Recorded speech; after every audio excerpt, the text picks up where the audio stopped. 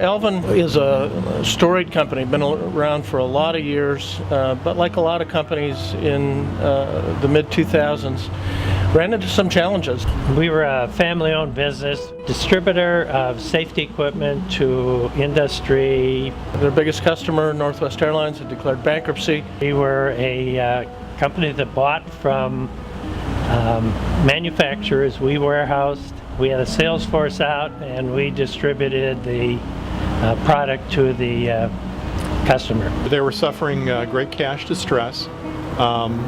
Vendors were in a state of disarray. The bank was unhappy, and so a confluence of things that created some real challenges for the family over there. We were getting to the age where we were anticipating something needed to be done to get out of the business.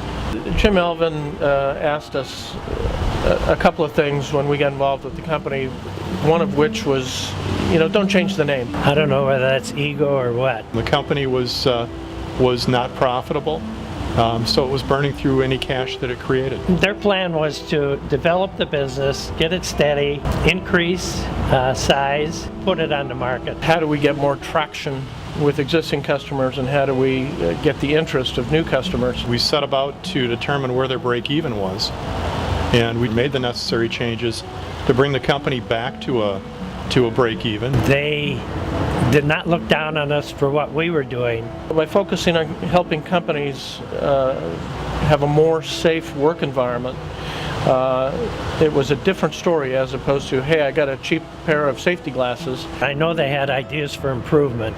We were all for that. It was a different value proposition to say, let's talk about your total cost of safety and how do we create a culture of safety, how do we make sure that employees have the right personal protective equipment, use it properly. We generated or created more working capital by bringing in a new lender. And that value proposition really caught fire. And we found customers very interested in doing business with us and won some very large corporate accounts as a consequence of that strategy. They did a nice job of steadying the business. We didn't make the changes, the easy changes, in that reducing headcount.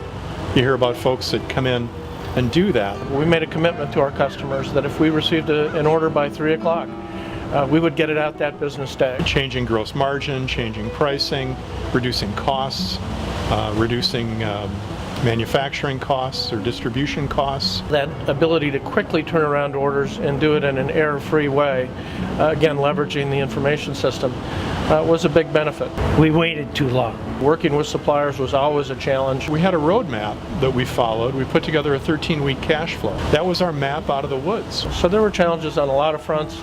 But at the end of the day, we overcame those challenges. We should have contacted them sooner.